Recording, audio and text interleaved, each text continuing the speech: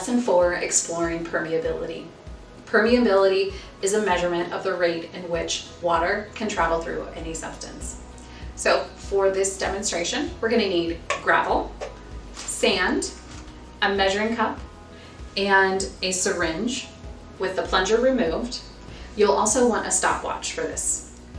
We'll start by filling our syringe with gravel and measuring 1 ounce of water. When your timer is ready, pour your water into the syringe and measure the rate that the water moves through the syringe. Let's repeat that process with sand now.